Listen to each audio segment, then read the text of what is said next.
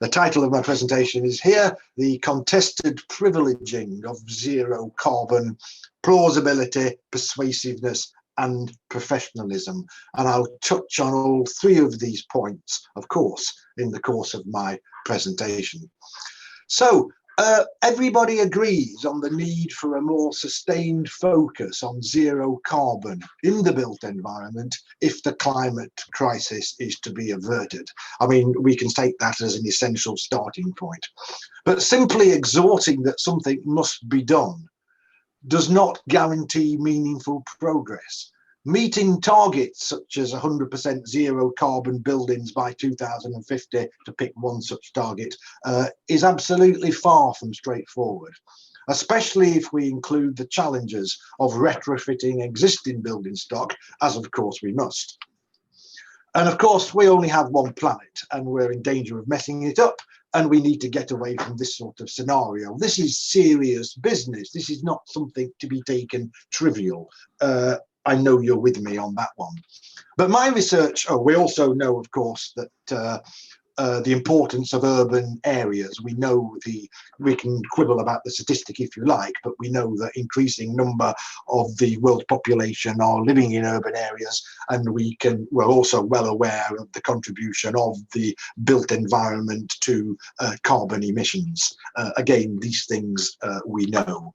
But the focus of my research lies in this area, on the built environment, but especially on the role of practicing professionals in meeting these challenges.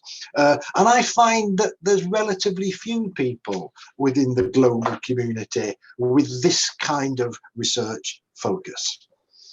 And I talk here about the praxis of sustainability.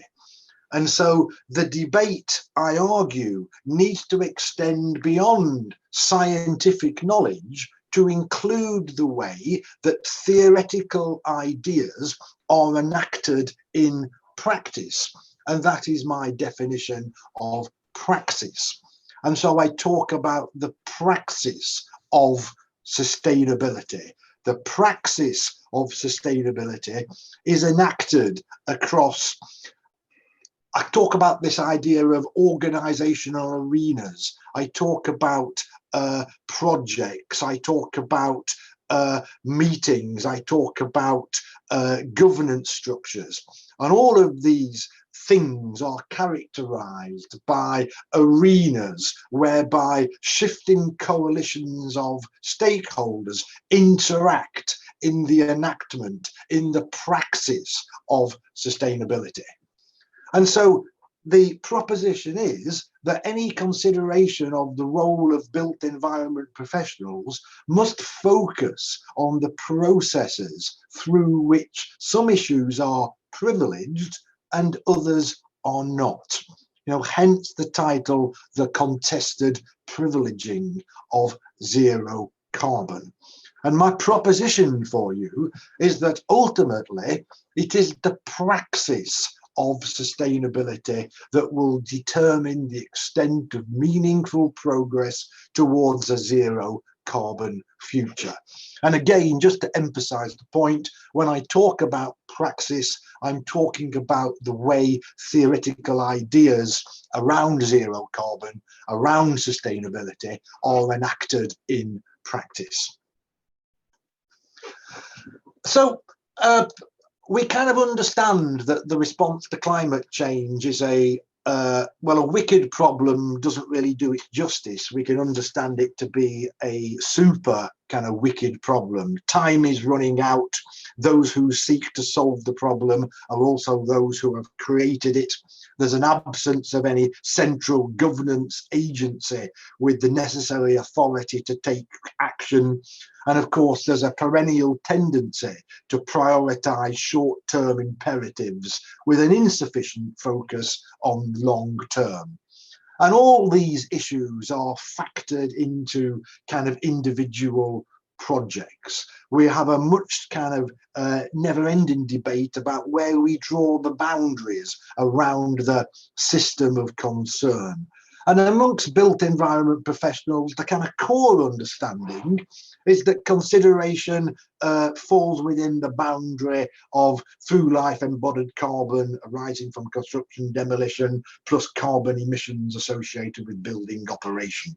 I take that little definition from the UK Green Building Council, and we can kind of argue about the kind of edges of that if you like. But there tends to be kind of insufficient emphasis amongst built environment professionals on emissions during occupancy. And these emissions, of course, are not dictated, they're not predetermined by design choice, but are crucially dependent upon what happens within the building and around the building over time, on what I describe to be the socio-material practices of the building occupants over time. So hence, if we're talking about the policy challenge, then it has to extend beyond the technical to include a range of economic and policy-based hurdles. None of that is at all controversial, of course. We would all kind of accept that, but it has particular kind of bite if we focus on the role of built environment professionals. I mean, the other thing that's going on here, of course, is the agenda for climate justice. And we can see lots of talk of climate justice at the moment in the lead in to COP26 in Glasgow. The need to address the issue of climate justice, whereby the burdens and costs of climate change are shared equitably and fairly. And much of the debate around COP26 will take place between the kind of global north and the so-called global south, the so-called developed world and the developing world, and all the issues around that. But the same issue also applies on the urban scale and equally around individual projects. If we take the idea of professionalism seriously, and I do take the idea of professionalism seriously, then at the very heart of professionalism must be a responsibility for issues of climate justice.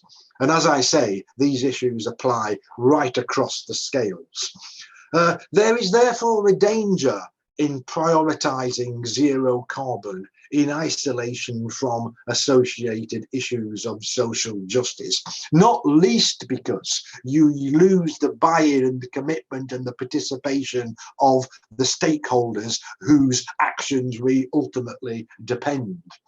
And of course, the imperative of zero carbon competes with a myriad of other issues that are seen to be kind of important and often more important in the short term, and I'll come back to that point, than the imperatives of zero carbon. You know, I can talk about social value around projects. That's a real agenda in many parts of the world.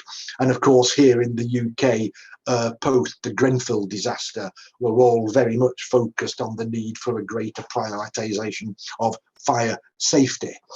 You know, hence, to emphasise only zero carbon does not in itself comprise a meaningful agenda for action. We need to take into account the way we privilege different priorities, and we need to take into account issues of social justice on the urban scale, indeed on the project scale. And so it's interesting to look at the kind of literature on the building performance gap and the way that the kind of research community is structured around that idea. The emphasis typically lies on model validation, verification, improved data collection, better forecasting, better kind of simulation, better real world data, kind of all of that. But there's a recurring tendency to view buildings as fixed entities that remain static over time. And if we slowly start to develop my worldview a little bit further, we start to see an alternative perspective whereby we're viewing buildings as a continuous flux of socio-material practices over time that become inseparable from the ever-changing governance structures that surround them. Take on board the point that it's the governance structures that start to dictate the priorities that built environment professionals are expected to take on board, and start to envisage this not as something that just happens at the beginning of a project, but something that is continuously renegotiated and contested throughout the entire lifespan of a built asset. And all of a sudden, kind of, the world looks very different, I think. And so building performance, rather than something that is predetermined through design choice, becomes something that is enacted over time. It follows that what I call epistemic knowledge relating to building science, and I'm a huge fan of building science. I'm not saying that isn't pivotally important, because of course it is, but what I'm saying is it's not in itself sufficient to achieve zero carbon, or even, dare I say it, significantly to disrupt the current trajectory. The reality that built environments are faced with is that there are forever different narratives promoting the importance of different priorities. And these narratives are in an endless flux of contestation throughout every project that they work on. Indeed, they characterize the entire space within which built environment professionals occupy. And again, we know this point, we know this last point, we've known it for decades. And it's something that's really, really important. The end goals that built environment professionals are striving to achieve, even on the level of individual projects, are forever shifting and are forever ambiguous because of the changing nature of the context that I've described, and this ever-evolving coalition of stakeholders, and the ever-shifting process of prioritization between priorities. And so, just bear with me a little bit, and, come with me on a little journey here, and let's just kind of take ourselves out of the way of thinking about design as a technical process, about design as an engineering exercise, or indeed design as a creative process. Let's think about design as a social activity. We know that on any kind of asset of any significance, there's a reliance upon multiple types of expertise. And so multiple professionals need to come together and to agree some sort of a framework for moving forward.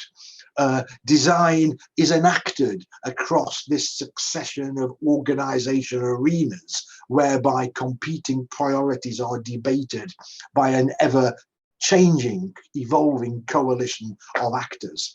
Such arenas commence when the project is first envisaged and continue thereafter throughout the life cycle. And we know from Herbert Simon and many others that designers always operate within the constraints of bounded rationality. They do not have perfect information, and they haven't got limited resources to search solution spaces. So notions of design optimization as measured against any single criterion, and we knew this back in the 1970s, but we need to learn it again in the case of zero carbon, need to be replaced by the necessity to satisfy against multiple criteria. I bring you back to the point about social justice.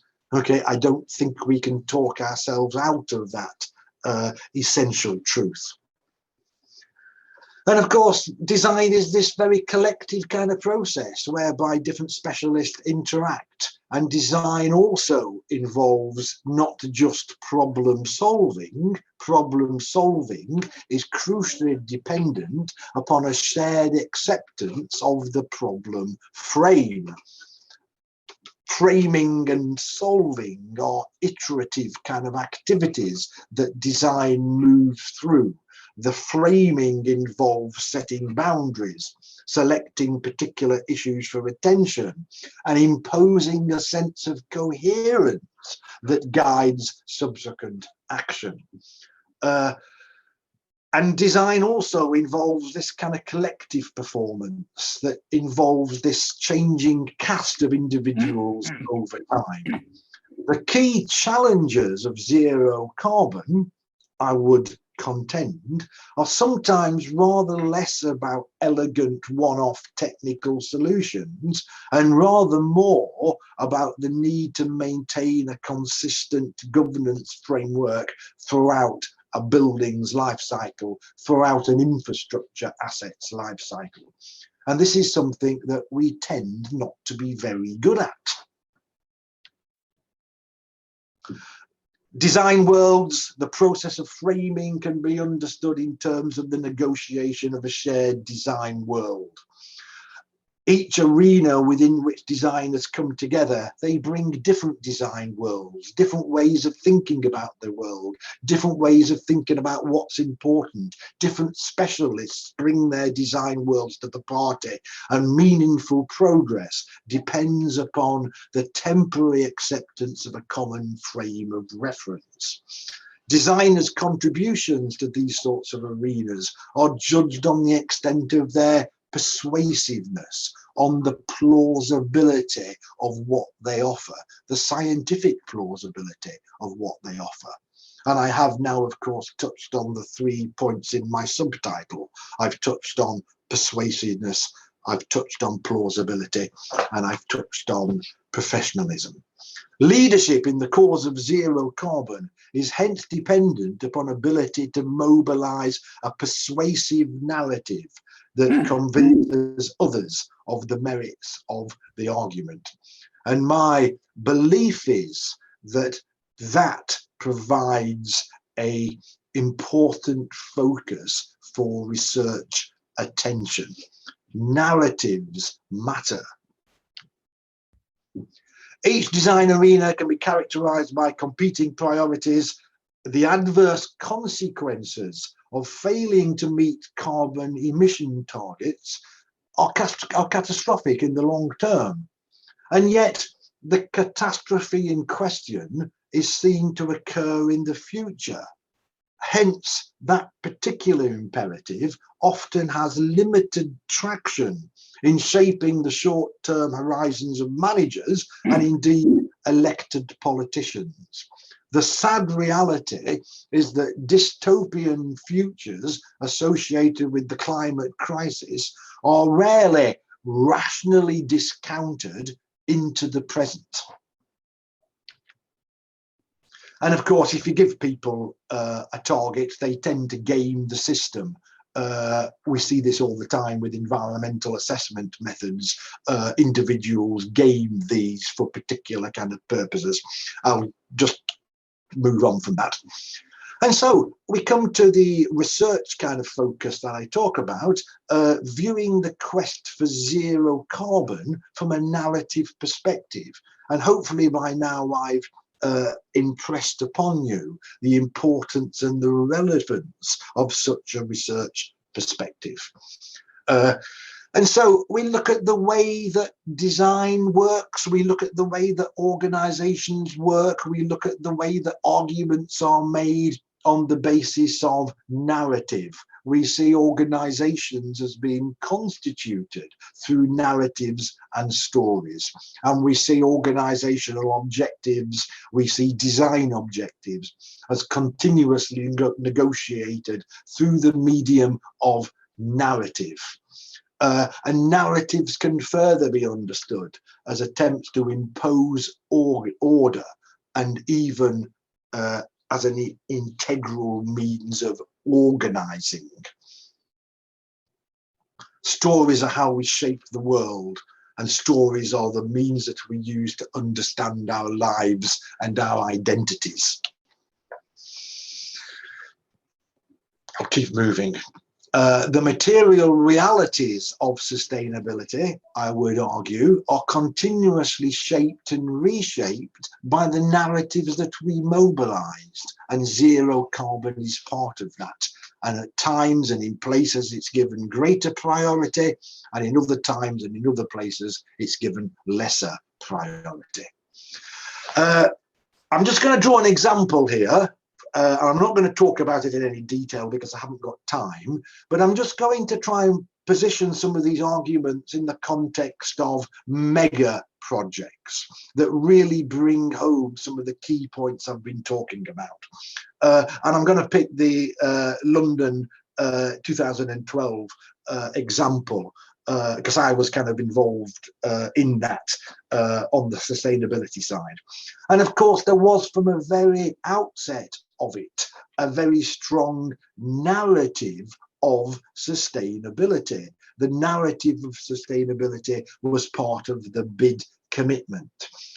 It was set up from the word go to be a showcase for the British commitment to sustainability. I'm not going to get into an involvement of kind of whether that was achieved or not. I'm just kind of illustrating here the importance of narratives of sustainability.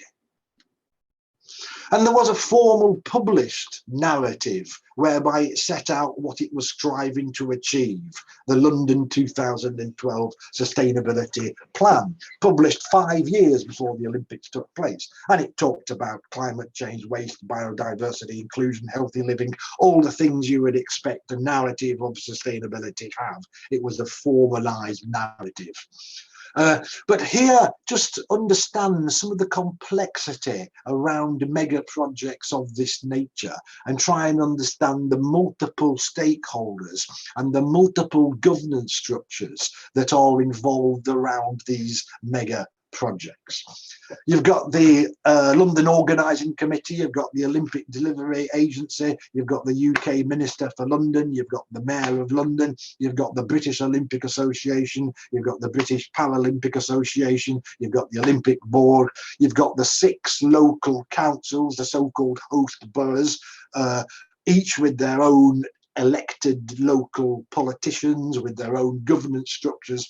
And of course, you've got the London Legacy Development Corporation, created to manage and nurture the legacy of the Olympics. And so you've got all of these governance bodies here, all with their own often democratically elected officials, sometimes with appointed officials, but all with their own responsibilities and priorities, and you're dependent upon them for the way in which the narrative of sustainability is enacted.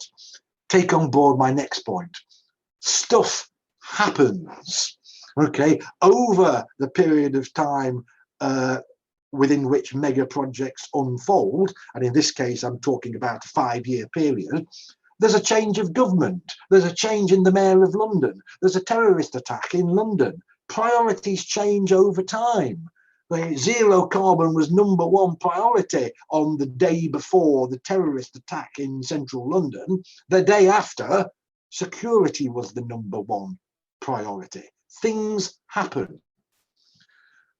Projects are delivered in a constantly changing context. I talk about the global financial crash happened during the course of project delivery. I've talked about the change in government. I've talked about the change in mayor. I've talked about an entire new fiscal regime that operated within the UK after the financial crash that existed before it.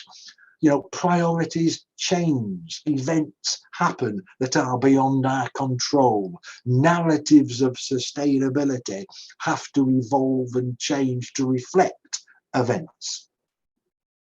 And of course, this is true of all mega projects, these well-known kind of characteristics: long time horizons, leadership team keeps changing, political context shifts over time, multiple stakeholders with conflicting interests, a tendency to lock into a certain project concept from the outset, delivery a high-risk activity, exposed to black swan events, and I've described some of those around London, and of course continuous misinformation about costs, schedules, benefits, risks, and indeed everything kind of is the norm rather than the exception. And so just kind of understand, you know, the challenges of privileging zero carbon, of making sense of sustainability, of the praxis of sustainability in that kind of context, and understand that, please, as a subject that's deserving of research, because it is.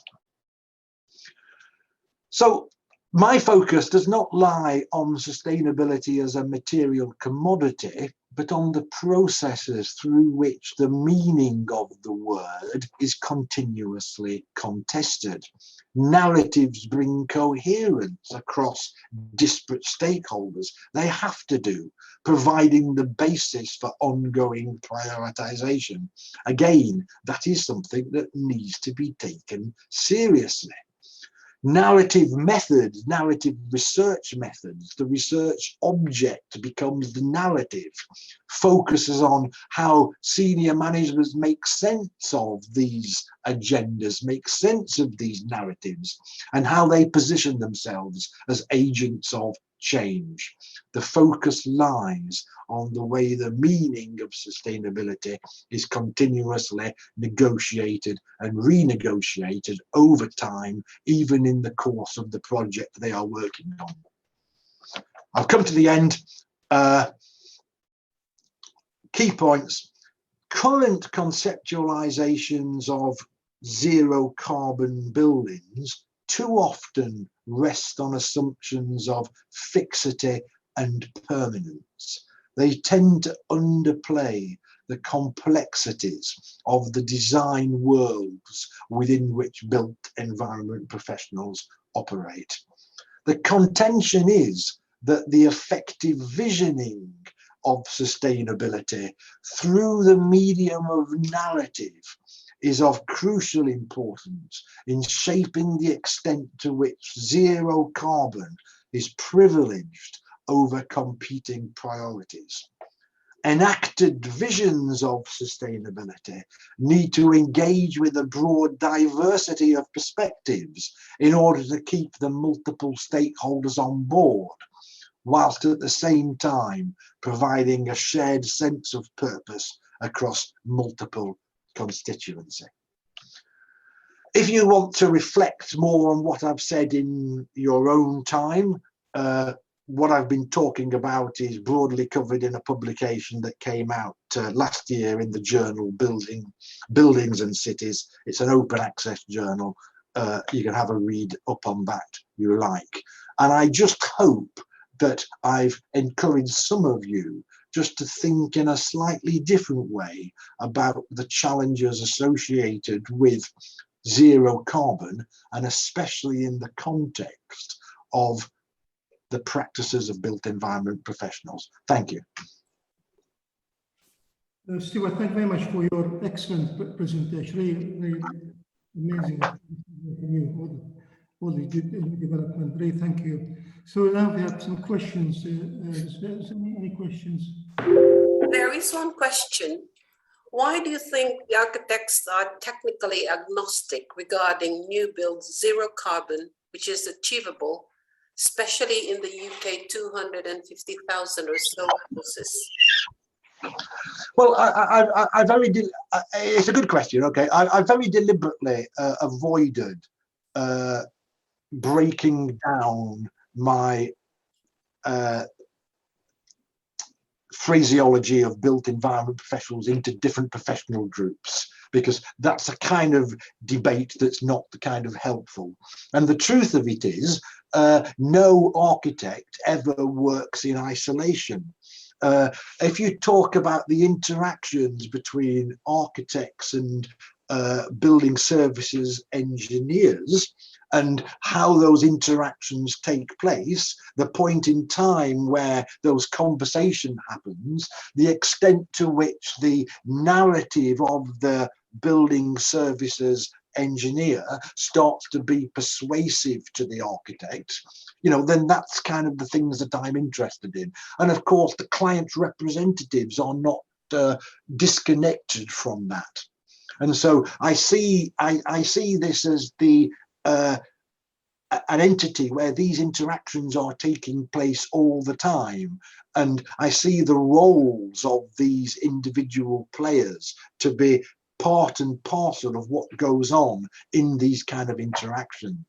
You know, we've constructed a particular kind of image and a role for the architect, which we have collectively constructed and then kind of collectively kind of criticize. For me, that's not a fruitful line of kind of inquiry. I think more about built environment professionals and how different players with different sorts of expertise can, must, need to kind of interact, and the way they prioritize zero carbon. That's a long-winded kind of answer, but for me, you know, it's the wrong kind of question. That's the problem. Thank you very much, Stuart. Thank you. So, is there anything, other questions? There's a follow-up question to that one, which says, many architects on the domestics do not employ engineers, so they, with respect, are not professionals. Sounds a bit good. I mean, you know, I think we've broken down the knowledge that we need in very strange ways. And I think on successful projects, knowledge isn't kind of defined or constrains within these sorts of silos. You know, let's talk about the way that theoretical ideas are enacted in practice, and let's talk about the role of different experts in shaping and influencing this prioritization process. I mean, those are the important kind of research questions.